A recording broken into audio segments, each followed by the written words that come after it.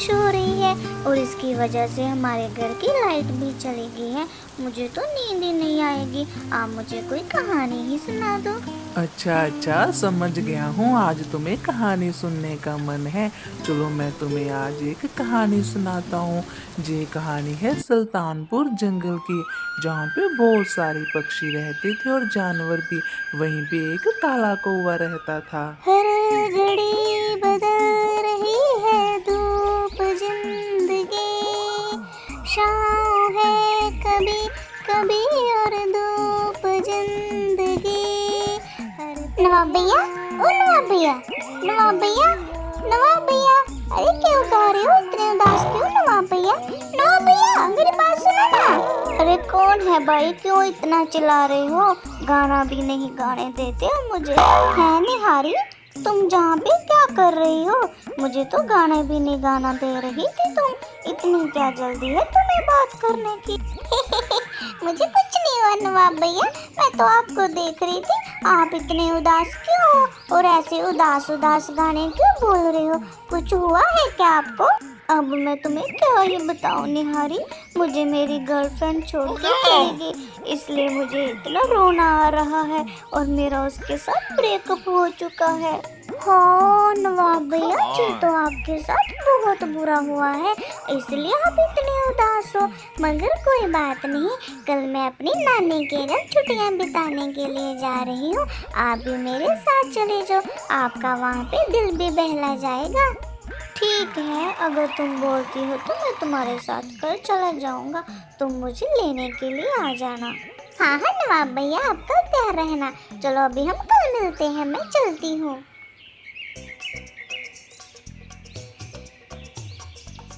अगली सुबह होते ही निहारी नवाब के घर चली जाती है। नवाब भैया, ओ नवाब भैया, आप रेडी हुए कि नहीं? मैं आ गई हूँ नीचे।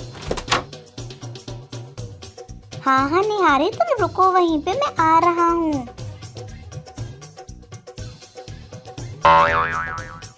ओह नो, मैं तो गिर गया। फिर नवाब को साथ लेकर निहारी अपनी नानी के घर के लिए निकल पड़ती है और उधर निहारी की नानी भी बेसब्री से उनका इंतजार कर रही थी।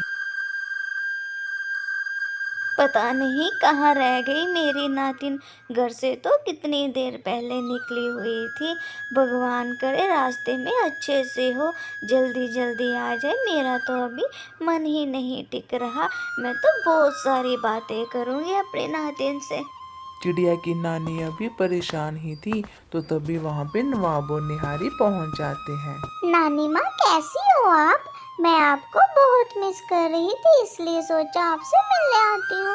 और स्कूल की छुट्टियाँ भी चल रही थी, लगता है आप भी मुझे मिस कर रही थी जो बाहर खड़ी हो।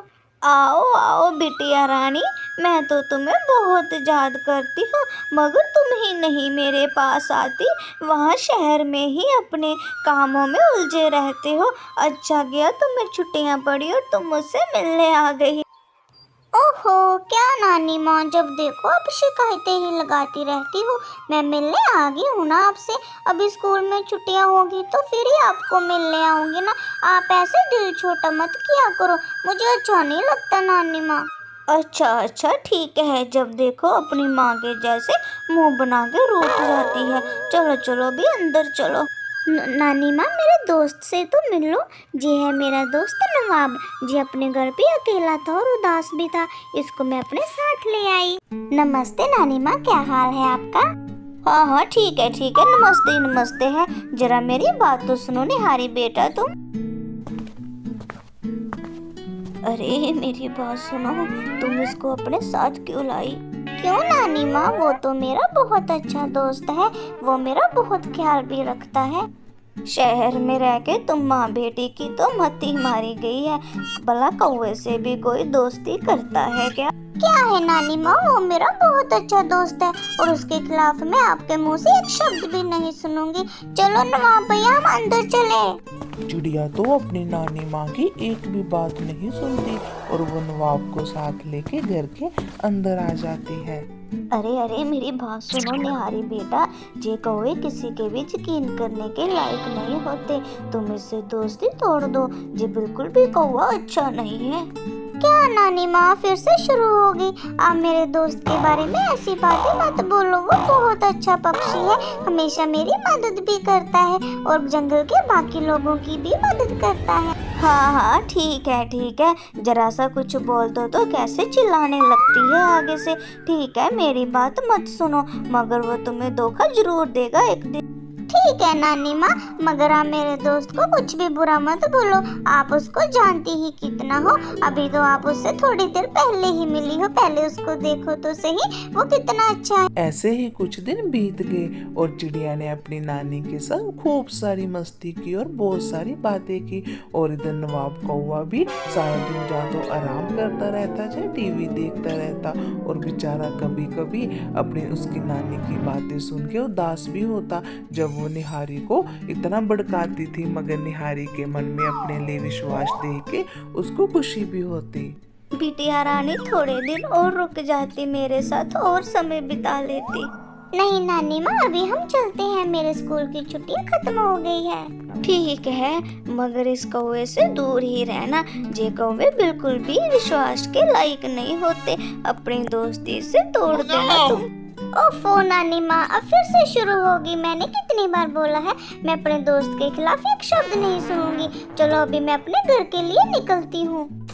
वो लोग अपनी नानी के घर से निकल पड़ते हैं, मगर रास्ते में बहुत तेज बारिश आ जाती है, जिसकी वजह से वो एक पेड़ के नीचे रुक जाते हैं। मगर इंतजार करते करते उनको वहीं पे ही अंधेरा हो जाता है। नवाब भैया जी, बारिश तो रुकने का नाम ही नहीं ले रही और अभी तो मुझे बहुत ही ज्यादा ठंड लग रही है। कहीं मैं बीमार ना हो जाऊं। हाँ निहारी चिड़िया, मुझे भी इसी बात का डर है कि कहीं तुम बीमार ना हो जाओ। और बारिश तो मुझे लगता है सारी रात ऐसे ही आती रहेगी।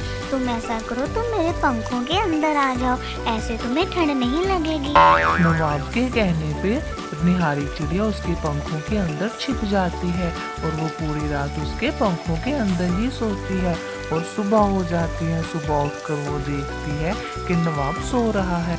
नवाब भैया, ओ नवाब भैया, उठो, सुबह हो गई है और अभी बारिश भी रुक गई है। हमें जल्दी जल्दी अपने घर जाना है ना। नवाब भैया, ओए नवाब भैया। है नवाब भैया, उठ क्यों नहीं रहे? कहीं ये मर तो नहीं गए? मुझे ठंड से बचाने के लिए इन्होंने अपनी जान दे दी। ऐसा क्यों किया नवाब भैया? अपने आप इतने अच्छे क्यों थे? तो इस कहानी से बेटा हमें ये सीख मिलती है, हमें कभी भी किसी तीसरे की बातों में नहीं आना चाहिए। हमारा जो दिल कहता है हमें वही करना चाहिए। अगर चिड़िया कौवे पे यकीन ना करती तो आज वो उसकी जान नहीं बचाता।